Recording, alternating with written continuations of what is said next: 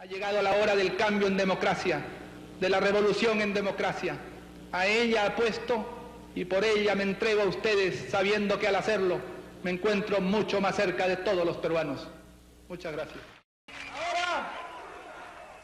Ahora sí siento que estamos haciendo una revolución. Ahora sí siento que estamos luchando por la justicia. Ahora sí siento que hacemos una transformación.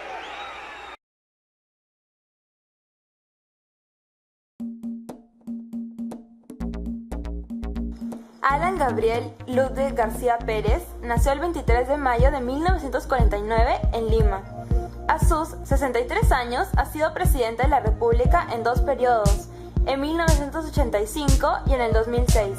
Sus padres son Nita Pérez, fundadora del APRA en Camaná, y Carlos García Roncelos, quien fue secretario del APRA durante el gobierno del general Manuel Odría.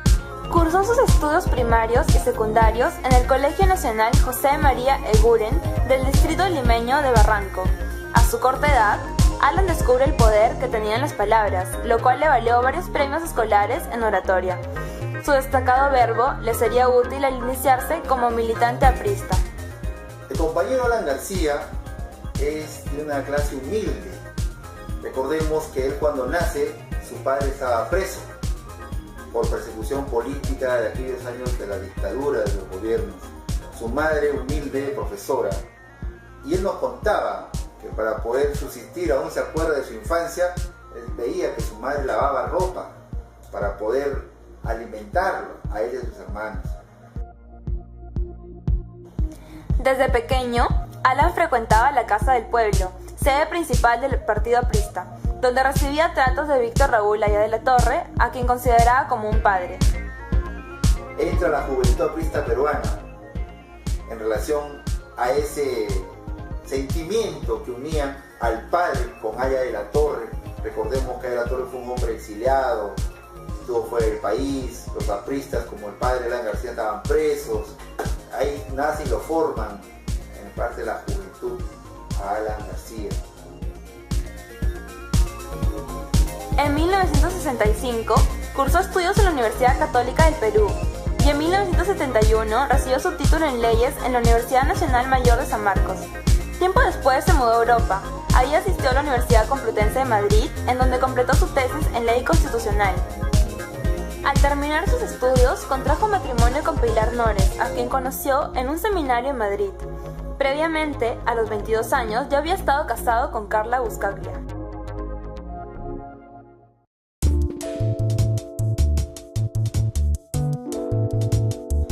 Tras vivir varios años en París, García fue llamado por Haya de la Torre para regresar a la vida política peruana. Es así que en 1985, con 35 años, fue elegido presidente de la República hasta 1990. Este periodo fue uno de los más difíciles en la historia del país a causa de la hiperinflación. Una vez que Alan García termina sus estudios secundarios, ingresa a la universidad. Es abogado de profesión en San Marcos. Egresa de la universidad y le dan la oportunidad, como hasta ahora lo hace el Partido Aprista Peruano, de mandar a los cuadros del partido al extranjero a estudiar. Alan García lo envían a Francia. García era señalado como sucesor del ya anciano fundador del aprismo por la estrecha relación que tenían, y en 1979 fue promovido al puesto de secretario nacional de organización. Es ahí que ya se inicia la convocatoria de elecciones que hace Morales Bermúdez para la Asamblea Constituyente. Entonces, el compañero jefe, con la C de compañero y el 1 del jefe, sale a elección y lo lleva a Alan García como constituyente con el C2. Y nace Alan García en la constituyente.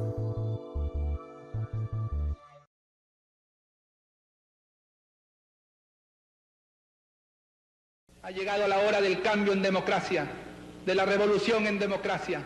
A ella apuesto y por ella me entrego a ustedes, sabiendo que al hacerlo me encuentro mucho más cerca de todos los peruanos. Muchas gracias. Mientras, en círculos políticos se comentaba con asombro la sorpresiva estatización de 10 bancos, 15 compañías de seguro y 5 financieras, así como el cierre definitivo de todas las casas de cambio de moneda extranjera. Anoche García, ante un mitin partidario, cómodo en su papel protagónico, cantó el himno y levantó la bandera aprista. Y esta fue la respuesta de Sendero Luminoso a las medidas políticas anunciadas ayer, entre ellas el levantamiento del toque de queda en Lima, el retorno de la autoridad civil a las zonas de emergencia y el levantamiento del estado de emergencia en Ayacucho. Un número aún no determinado de torres de alta tensión fueron dinamitadas, provocando un apagón que dejó a oscuras Lima y gran parte de la costa del país. Por lo menos se sabe de 3 muertos. Las reacciones de los políticos más conservadores ante el anuncio de la estatización de la banca no se hicieron esperar. Se está actuando con un criterio totalmente demagógico y el presidente está demostrando que por aplausos es capaz de tomar las medidas más descabelladas en contra de nuestra nación. Los militares desfilaron hoy en la Plaza de Armas y con esta parada finalizaron los festejos oficiales. El mensaje ha traído cola. No solo ha afectado a empresarios y banqueros, sino que también ha disminuido el poder de los militares en las zonas de emergencia y le ha quitado sus banderas a la izquierda. En Lima, Perú, Mónica Soledad Seoane, Univisión. Una ola de huelgas iniciaron esta semana los trabajadores estatales en todo el país en protesta por las sucesivas medidas económicas de ajuste que les ha reducido los salarios en 50% desde el mes de septiembre. Mientras tanto, el ministro de Economía viajó a los Estados Unidos a buscar créditos frescos de las entidades financieras internacionales. Para el expresidente del Banco Central de Reserva, poco o nada conseguirá el Perú con este viaje. Visitará también al Banco Mundial. El Perú tiene un retraso de 400 millones y tampoco puede ponerse al día, este banco tampoco nos puede prestar, y probablemente visitará al Fondo Monetario Internacional, donde el Perú le debe 700 millones y tampoco puede ponerse al día y no es posible hacer ninguna operación con él. Entonces, digamos, es una visita de buenas maneras y de relación. Más de 8 ministerios y otras oficinas públicas se encuentran paralizadas. Pero no son solo las empresas del Estado las que tienen problemas. Los sindicatos de muchas empresas privadas, como el de esta Universidad de Medicina, empiezan a exigir sueldos indexados a la inflación.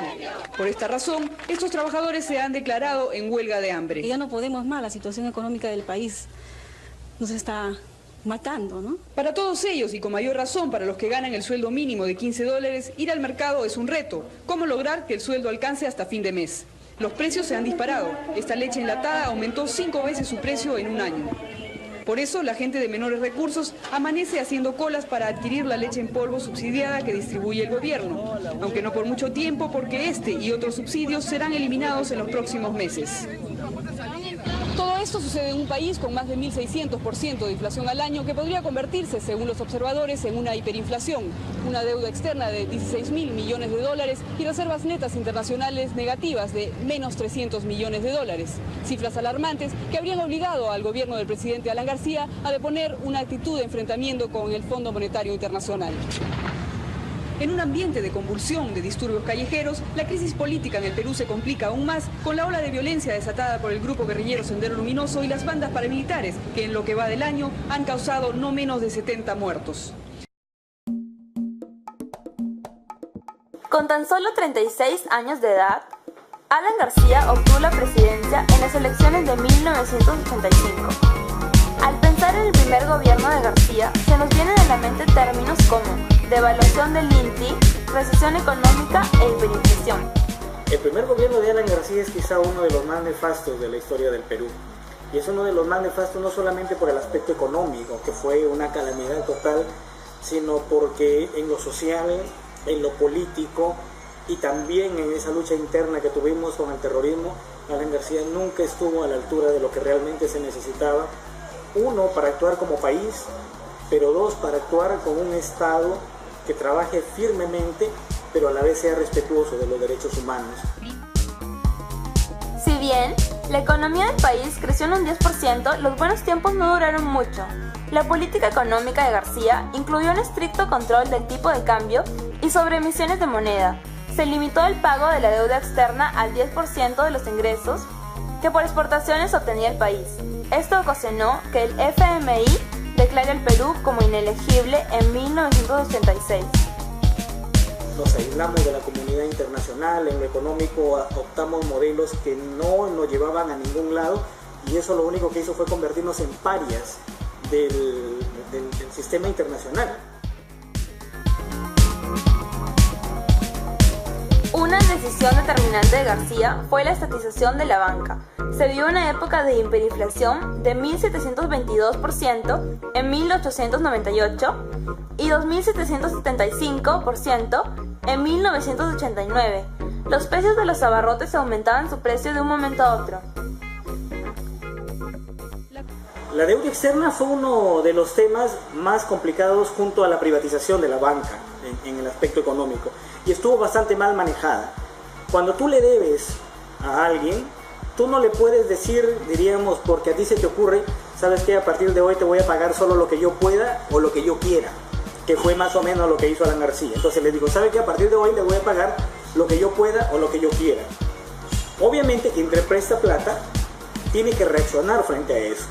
Y cuando dice que te presta la plata, puede mover a nivel del mundo entero a los otros actores para que ya no te presten, para que te aíslen.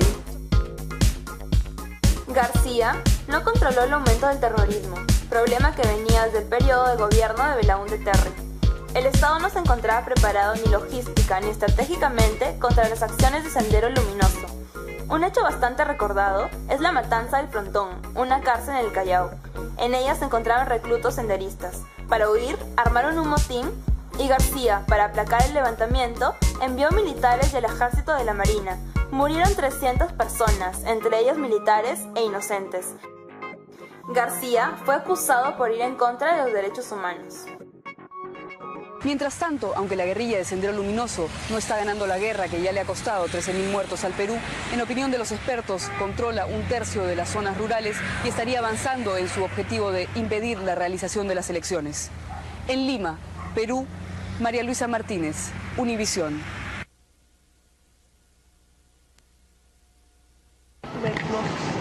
¿Tuberculosis? ¿Desde cuándo es así? La tuberculosis, enfermedad que había sido controlada, ha vuelto a aparecer en los hospitales. Esta niña debería recibir tratamiento gratuito, pero las insuficiencias de los servicios estatales han llegado a tal punto que los pacientes reciben alimentos con la 1/4 parte de las calorías que requieren. Té, un pan, nada más. ¿Almuerzo? Una sopa y una gelatinita. En este hospital psiquiátrico el asunto ha tomado ribetes de escándalo en los últimos días. 9 pacientes murieron por desnutrición al no haber sido alimentados adecuadamente, según los informes médicos. El ministro de Salud ha negado esta denuncia, acusando a los dirigentes médicos y a los medios de comunicación de sensacionalistas. Porque incluso puede darse el caso de que sea por desnutrición, pero usted sabe que hay enfermedades psiquiátricas que llevan, ¿no?, a la anorexia nervosa, o hay algunas enfermedades que pudieran ser responsables de eso. Yo no he tenido ninguna comunicación. Sin embargo, la Federación de Médicos sostiene que la tasa de mortalidad en los hospitales ha aumentado de manera alarmante. El ministro de Salud está mintiendo al país, está pretendiendo ocultar hechos evidentes que demuestran a los niveles que hemos llegado en el descuido de la atención a los pacientes. Y esto ocurre aquí en la capital de la República. Imaginemos las gravísimas situaciones que se viven en los lugares apartados del país, en las zonas rurales. En los hospitales ya no hay ni siquiera insumos básicos como algodón, guantes, alcohol o ropa de cama. Los enfermos deben ser atendidos por sus propios familiares. En las salas de operación se cobra hasta el oxígeno e incluso la gasolina de las obsoletas ambulancias. Hasta el director de este hospital, nombrado por el gobierno, reconoce las deficiencias. Bueno, indudablemente hay deficiencias. Hay deficiencias que son originadas por los presupuestos bajos en el sector salud. Eso es definitivo. Hay que levantarnos, compañeras. Hay que alzar nuestra voz de protesta. Hay que agitar. Hay que organizarnos para poder sobrevivir. Tras 2 días de paralización de los médicos, el tema de la salud se ha politizado. La izquierda organizó una protesta frente a este hospital, claro indicio de lo que podría ser la anunciada huelga indefinida de los médicos. En Lima, Perú, María Luisa Martínez, Univisión.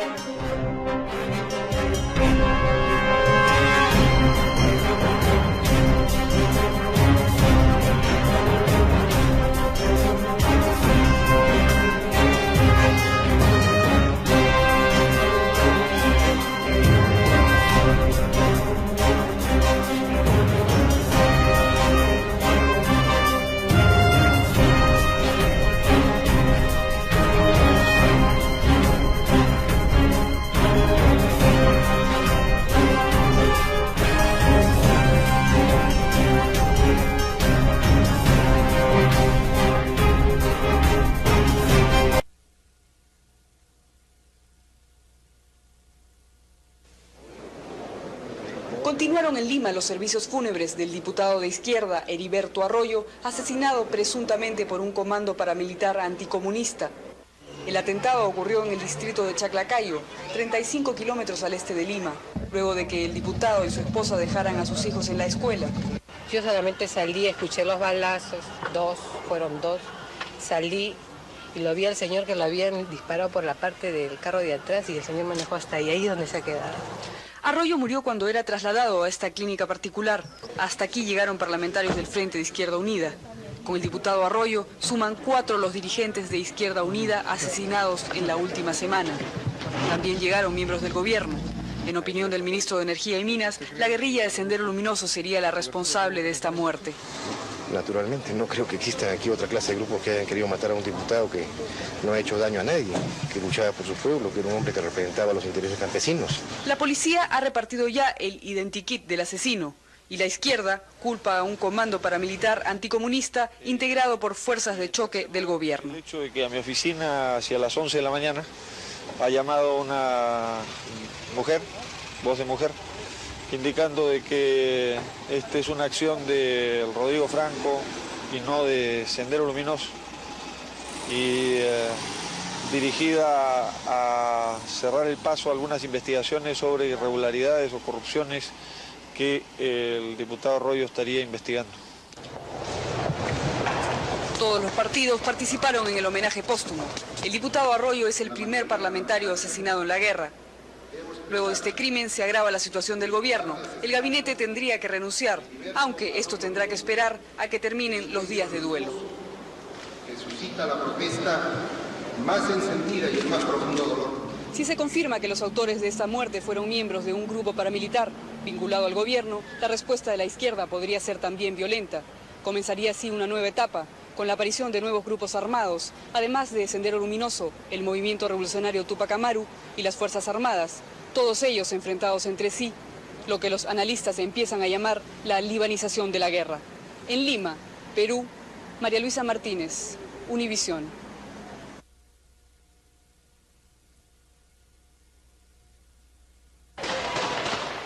Una intensa balacera se desató hoy en las calles limeñas entre la policía y Sendero Luminoso, que se encuentra en la más dura ofensiva y que ha convocado a un paro armado para este viernes como parte de su plan de boicot a las elecciones municipales programadas para el 12 de este mes.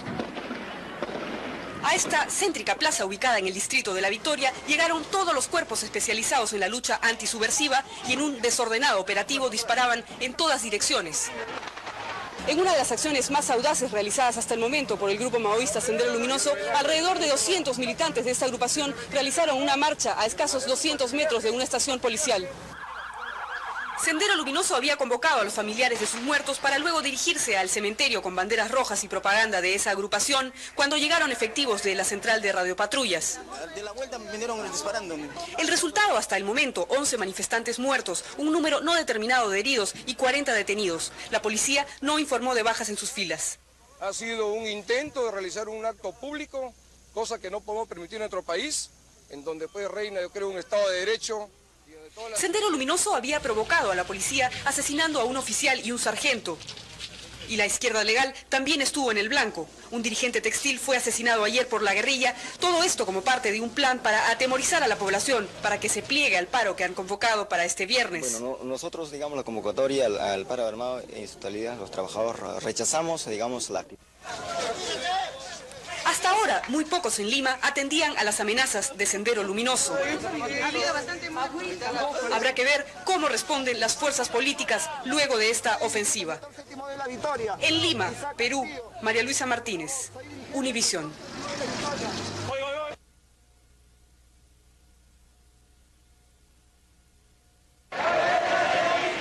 Una multitud de 50.000 personas marchó hoy en Lima desafiando a la violencia de la guerrilla maoísta que ha intensificado sus acciones a 8 días de la realización de las elecciones municipales. Algo inédito, salvo el partido de gobierno, desde la extrema izquierda, la Iglesia y los partidos conservadores, con su candidato presidencial, Mario Vargas Llosa, salieron a las calles. Yo creo que el temor es algo perfectamente legítimo, pero mi impresión es que serán mucho más numerosos los que, desafiando el temor, van a comparecer para decir sí a la libertad, sí a la democracia y sí a la paz. Por el paro armado que para hoy había convocado Sendero Luminoso, no había transporte. El pocas veces utilizado tren de pasajeros debió suplir esta falta. Pero por las amenazas, no muchos salieron a trabajar. No hubo autobuses, muchos comercios y fábricas se mantuvieron cerrados. La ciudad quedó bajo el control de las Fuerzas Armadas y de la policía, que ayer allanó el local del diario considerado como el vocero de la guerrilla. Las acciones de sabotaje se limitaron a la voladura de 2 torres de transmisión eléctrica y esta mañana un patrullero fue atacado. Luego de lo cual se inició un operativo de rastrillaje en uno de los llamados pueblos jóvenes, pero no se logró capturar a los subversivos. La concurrida marcha sorprendió a muchos porque fue convocada por la izquierda, que ha sido considerada por algunos como el brazo legal de la guerrilla y para otros no ha mantenido una posición tajante frente al terrorismo de Sendero Luminoso. Esta iniciativa ha catapultado al organizador de la marcha, candidato por la Izquierda Unida a las próximas elecciones municipales y a las presidenciales del próximo año. La voluntad que se ha expresado, que se sintetiza en la consigna, no matarás ni con hambre ni con balas. La demanda de paz con justicia social es de todo el Perú. La marcha terminó en esta céntrica plaza con mucho desorden y con empujones entre los grupos de seguridad. La ciudad se paralizó parcialmente, pero la marcha se realizó. Casi todas las fuerzas políticas salieron por primera vez a las calles a enfrentarse a Sendero Luminoso. Antes, todos preferían quedarse en sus casas. En Lima, Perú, María Luisa Martínez, Univisión.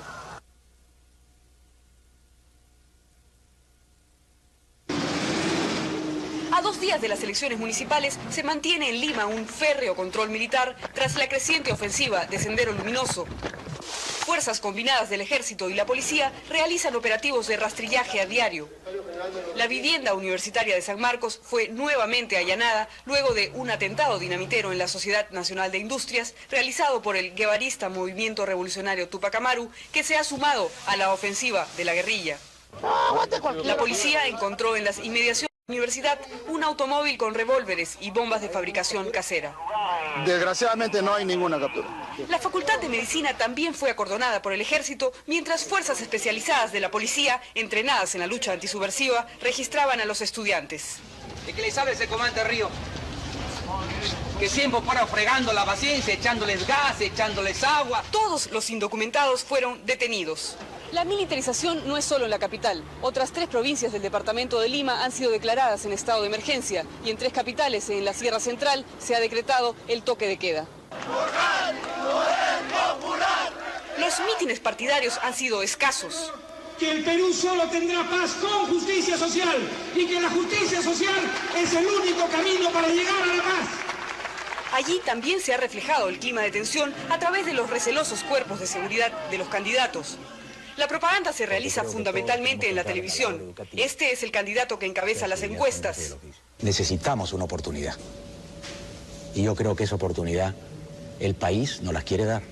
Al igual que él, el conservador Frente Democrático, por temor, ha preferido no convocar a un mitin de cierre de campaña. Mientras que la policía, en su afán por dar confianza a la población, ha capturado a 22 miembros de la guerrilla en un esfuerzo por contrarrestar el clima de caos que se ha superpuesto al ambiente electoral. En Lima, Perú, María Luisa Martínez, Univisión.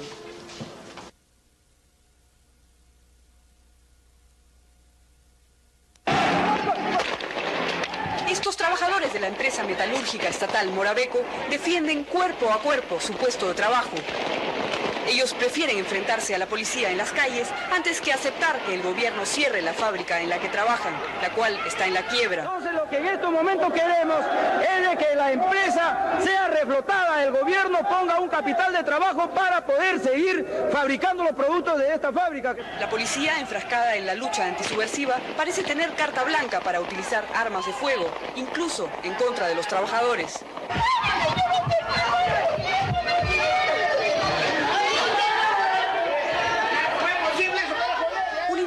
Curioso que observaba desde una ventana estos cada vez más frecuentes enfrentamientos, murió al ser alcanzado por una de las balas de la policía.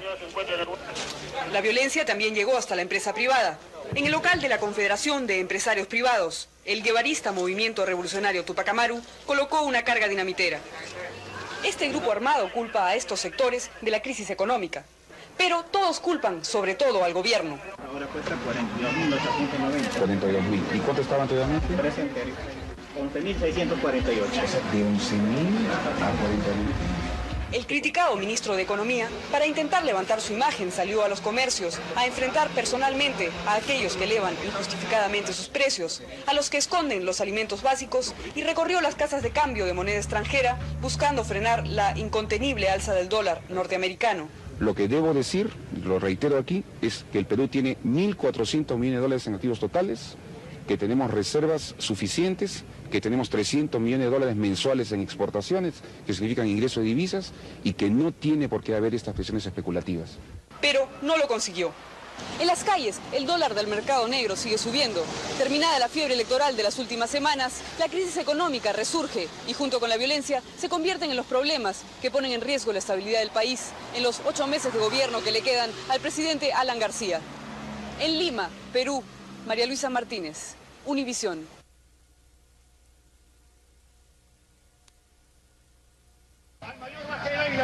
Ni a policías ni a estudiantes sorprenden ya las bombas de fabricación casera que dejan los infiltrados de Sendero Luminoso en las marchas de protesta.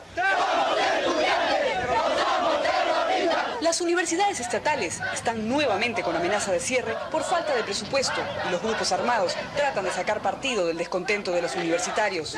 Esa es la preocupación de la máxima autoridad universitaria en el Perú. Por eso ha hecho un llamado a todos los partidos políticos para que aprueben en el Congreso la creación de un impuesto que salve del colapso económico a las universidades estatales. 500.000 jóvenes en el sistema universitario peruano, con la esperanza de un empleo, con la esperanza de construir país. Y debido a este colapso económico al que nosotros podríamos caer, podrían perder esas esperanzas y sumarse a la violencia. Esta es la Facultad de Medicina que fue construida a principios de siglo. De aquí salen los mejores médicos del país, pero por méritos propios. El Estado solo gasta $44 por estudiante al año. Los catedráticos no reciben un trato mejor. El profesor universitario en este momento no está ganando ni siquiera $130, el profesor principal de educación exclusiva. Cuando yo terminé mi función, porque yo soy cesante, yo ganaba $1.000. Y en este momento estoy ganando una pensión de que no llega a 130. Las condiciones de estudio son precarias. En las pequeñas y desabastecidas bibliotecas, las computadoras se ven solo en fotografías. Los laboratorios ya no funcionan. Por falta de equipo, ya casi no hay prácticas. Cuando las hay, 20 alumnos deben compartir una sola mesa. Lo único que les queda sería protestar y tomar algunas medidas de fuerza para conseguir los derechos que, como la Constitución nos consagra, ¿no? Derecho a la educación, a la vida y a la salud. Algo positivo, afirman los estudiantes, es que esta situación preparará a los futuros médicos para enfrentar los problemas que encontrarán en los hospitales, a donde la crisis también ha llegado. Si el pedido para crear un nuevo impuesto que financia a las universidades estatales no prospera, los rectores, ya lo anunciaron, iniciarán una huelga de hambre y los estudiantes, una vez más, saldrán a las calles a protestar. En Lima, Perú, María Luisa Martínez, Univisión.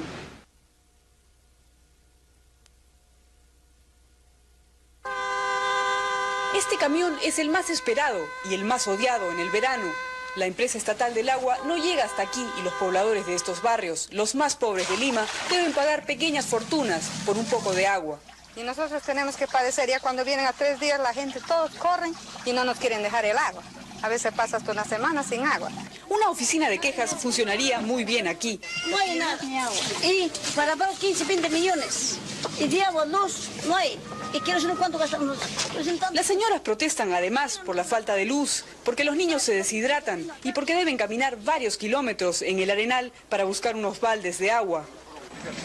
Ni los que tienen instalaciones se salvan. El racionamiento abarca toda la ciudad, una de las más grandes de Sudamérica, que alberga a 6 millones de habitantes. Hasta el centro, frente al edificio del Congreso, llegan las colas y la sed. Hay un problema grave de presupuesto. El municipio de Lima maneja el 1% del presupuesto nacional de la República y aloja el 30% o 35% de los pobladores. Eso está mal. No hay forma en que una metrópoli se maneje con estos recursos ridículos. Así, cada uno se las arregla como puede. En las urbanizaciones nuevas se construyen tanques de almacenamiento propios que forman parte del paisaje limeño. El agua sobra. 2 ríos, además de este, cruzan la ciudad de Lima. El problema es que las empresas estatales de servicios públicos están desfinanciadas y no pueden atender nuevos proyectos, y menos aún las necesidades de los pueblos jóvenes, que ahora representan más de la tercera parte de la ciudad. El agua, que debería servir para calmar la sed, está sirviendo más bien para caldear el ánimo de la gente. Decimos que con estos sueldos nuestro pueblo no puede vivir. Y por eso es que salimos a las calles, y por eso es que nos movilizamos, y por eso es que preparamos permanentemente la huelga general de todo el pueblo. Una marcha que fue convocada por la falta de agua terminó siendo una protesta masiva en contra del gobierno. En Lima, Perú, María Luisa Martínez, Univisión.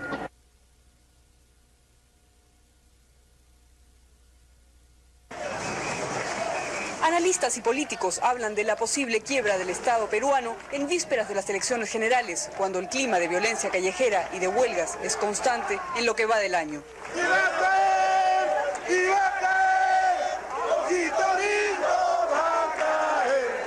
Ojitos lindos le llaman los trabajadores estatales en huelga al ministro de Economía, aquí en forma de muñeco, a quien responsabilizan de la situación económica.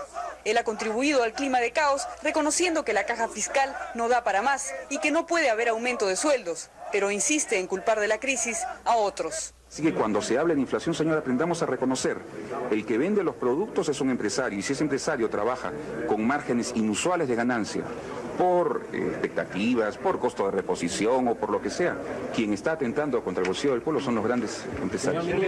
La campaña electoral es sobre todo por televisión. Los candidatos de la izquierda aprovechan las marchas para repartir personalmente su propaganda. Y Vargas Llosa, a la cabeza de la carrera, por seguridad no publicita sus giras, solo avisa a la prensa unas horas antes. En contacto con la gente, reitera su intención de aplicar una política económica liberal. Ahí se centra su discurso. Artículo de primera necesidad, Mario. Queremos la venta. El 8 de abril ganamos las elecciones, nosotros vamos a anunciar, porque lo hemos hecho en toda nuestra campaña, libertad económica, libertad para comprar y vender, no más controles, porque los controles significan corrupción. Que haya trabajo, Mario, que haya trabajo. Hasta el momento, ningún analista se atreve a afirmar quién competirá con el escritor en una posible segunda vuelta, si la izquierda dividida o el candidato del APRA, cuyo es la estrella, no muy popular en estos días. La preocupación central de los candidatos ya no es solo ganar las elecciones, sino más bien si el país podrá resistir una segunda vuelta o si llegará en pie al 28 de julio, cuando se haga efectiva la transferencia de mando. En Lima, Perú, María Luisa Martínez, Univisión.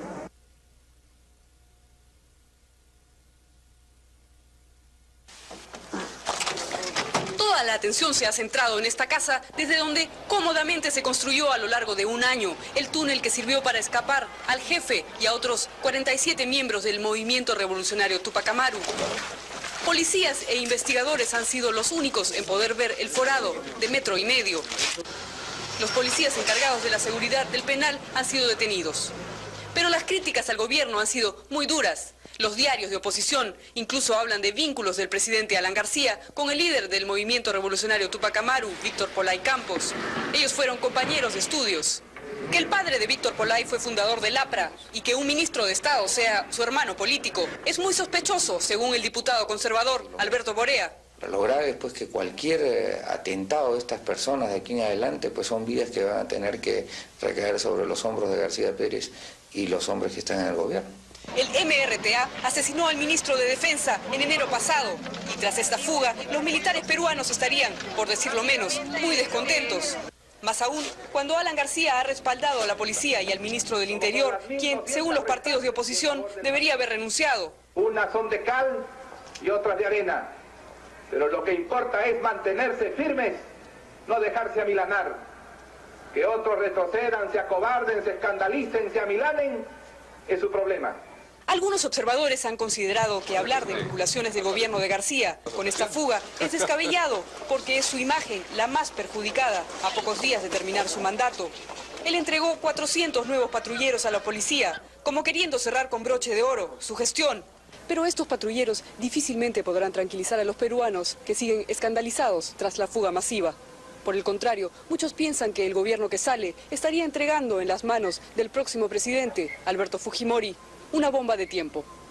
En Lima, Perú, María Luisa Martínez, Univisión.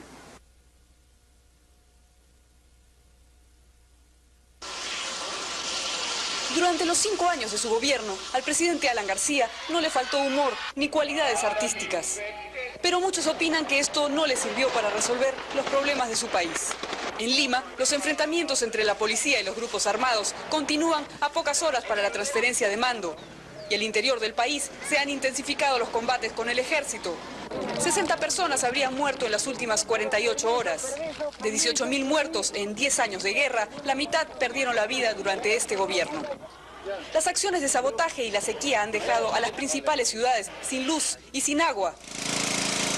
En cientos de calles limeñas, los comercios han colocado generadores de electricidad para poder seguir funcionando.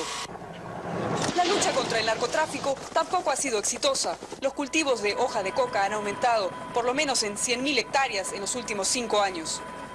La economía peruana está totalmente dolarizada. En las últimas 24 horas, el precio del dólar se duplicó. Las reservas netas son negativas y la deuda externa asciende a 16.800 millones de dólares. Los conflictos laborales comenzaron cuando terminó la breve reactivación del primer año de García. Los sindicatos se han radicalizado. Según los analistas, la tercera parte de los peruanos, 7,5 millones, viven actualmente en condiciones extremas de pobreza. Junto con la transferencia de mando se prepara la celebración de las fiestas patrias. Algunos piensan que no hay mucho que festejar. Terminado el periodo de García, la preocupación es si el presidente electo, Alberto Fujimori, podrá sacar al Perú de la peor crisis de su historia. En Lima, Perú, María Luisa Martínez, Univisión. Continúa el señor presidente de la República. Hasta último minuto, Alan García, por las buenas o por las malas, siguió siendo el protagonista de la noticia cuando en el Congreso intentaba comenzar su último mensaje como presidente. Los parlamentarios de oposición se lo impidieron hasta 3 veces, con golpes de carpeta y gritos como una muestra de desacuerdo con sus 5 años de gobierno. Mientras tanto, en el club privado de los militares, donde hasta hoy vivía aislado Alberto Fujimori y su familia, hasta los soldados vivían la expectativa por el papel que cumplirá el nuevo presidente.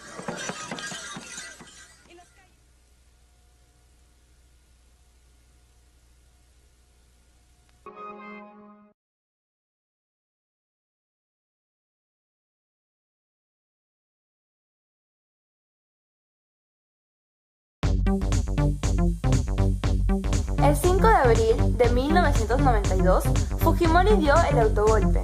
García se exilió en Colombia junto con Jorge del Castillo y después se establecieron en Francia.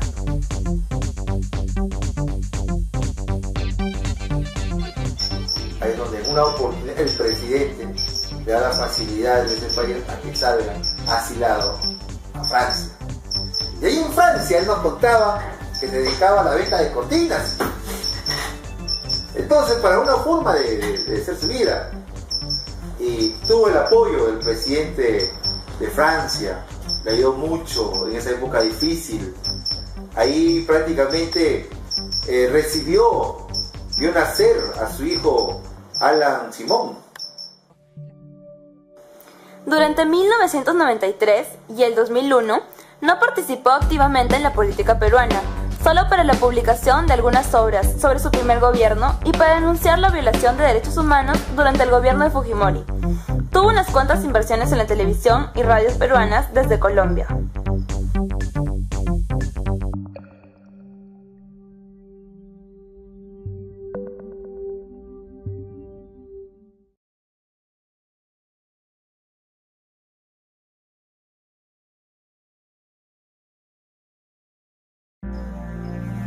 Alan García regresó al país y postuló nuevamente a la presidencia, la cual ganó y asumió por segunda vez el 28 de julio de 2006. Es más, él quería presentarse como congresista y el partido dijo no, lo nombraron en el Congreso del partido como presidente del partido. Crearon esa figura porque no existía ese cargo como presidente del partido luego de haber sido ya candidato. Ahí es donde Alan García, con sus dotes y dones, levantó a la plata. Lo más resaltante y positivo fue la estabilidad económica y financiera del Perú. Se logró el crecimiento del Producto Bruto Interno en 7,2%, gracias a la actividad minera del Perú y del precio de nuestros metales a mercados extranjeros. De esta manera, el Perú llegó a tener más de 47 millones de dólares en reservas internacionales. Otro punto a favor en el gobierno de Alan García son las más de 130.000 obras a nivel de todo el territorio nacional. Se construyeron 2 hospitales de salud, se habilitaron más de 11.000 kilómetros de carreteras y más de 2.000 proyectos de agua y saneamiento a favor de la población peruana. Pero no todo fue positivo en el gobierno de García. Los conflictos sociales no acabaron y la mayoría se debía a las operaciones mineras.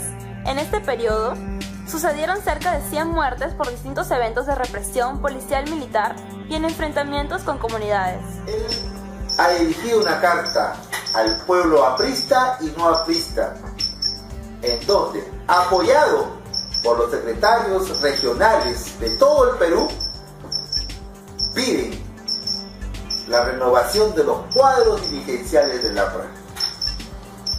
Da la oportunidad a todas las generaciones que estamos detrás de los que hoy día están gobernando el APRA. Y para ello, respetuoso a Alan García de lo que es el estatuto del partido, se va a convocar primero a un plenario nacional para evaluar a todos aquellos compañeros de la dirigencia que han tenido cargo público en la administración. Eso es lo que hoy día abarca la coyuntura actual del compañero presidente Alan García Pérez.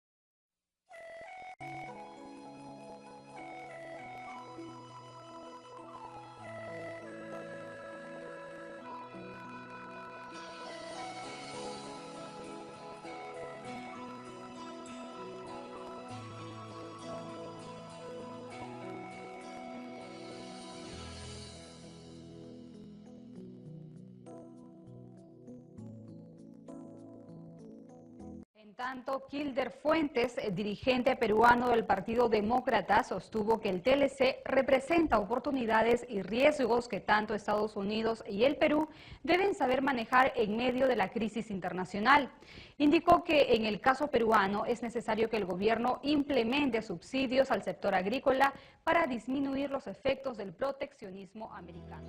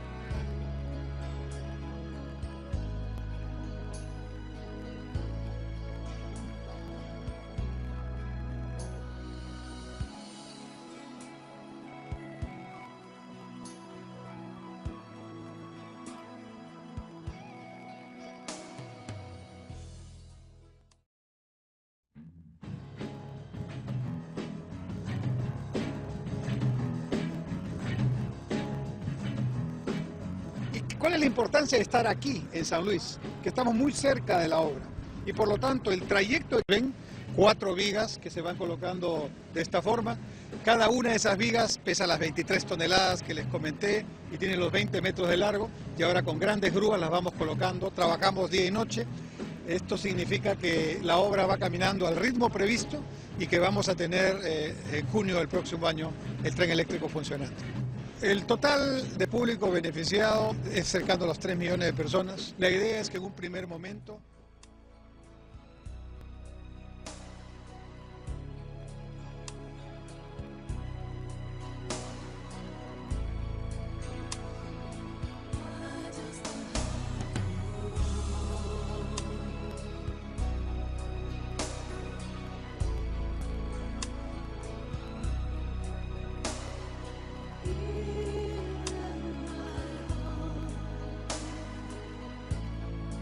Mi nombre es Danilo Carrizales, soy profesor de aula, así como tú, querido docente. Al principio también tuve temor cuando nos hablaban de lo que era la carrera pública magisterial. Qué orgullo para mí, para mi colegio, de haber ocupado primer puesto.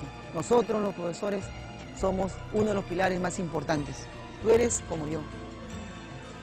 No temas.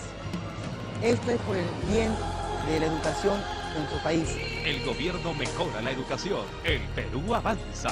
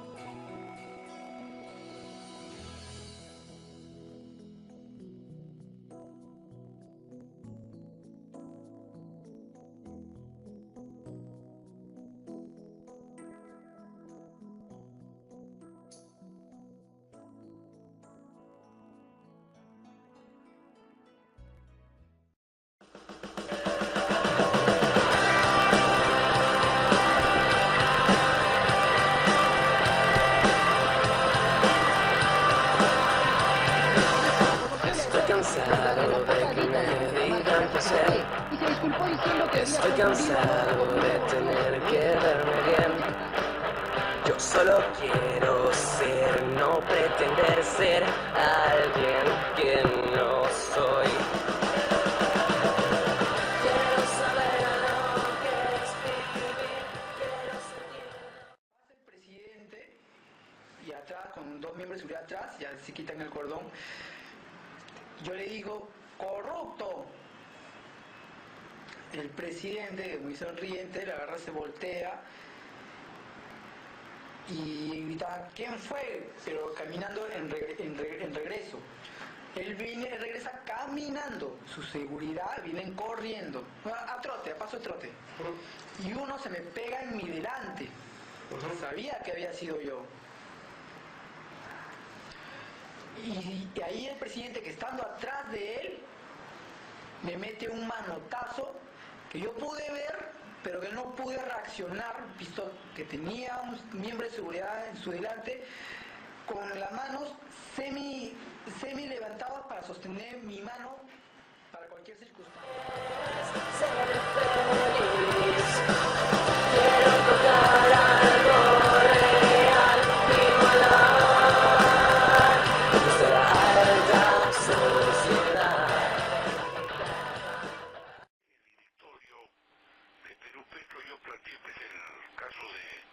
Petro Perú con nosotros, ¿no? Entonces me dijo, Sara dijo lo siguiente, Petro Perú no necesita que se le dé ningún lote, lo único que tiene que hacer es pedirlo y decir con quién lo va a trabajar, nada más. ¿Ya? Solo tiene que pedir, que decir, quiero este lote para trabajarlo con Discover, nada más. Para lo cual primero Discover tiene que estar calificada, pues hermano. Claro. ¿Ya mandaron los datos, los informes? No, hermano, ¿cómo tan rápido? Sí, tiene que mandarlo, pues. Sí, pues tiene que mandarlo, pero como recién ha llegado el lunes a Noruega, yo estoy esta semana, hay que hacer todo.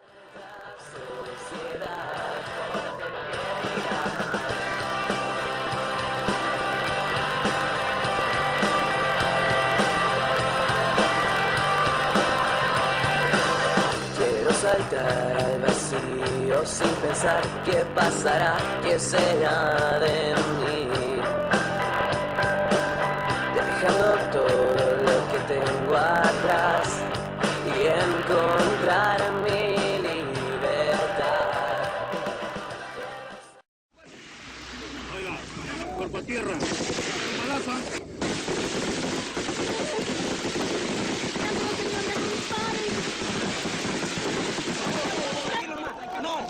La selva de Bagua despertó esta mañana convertida en un infierno, precisamente en la curva del diablo, donde la violencia tiñó de rojo el manto verde de la Amazonía y ni los bomberos se salvaron de las lenguas de fuego.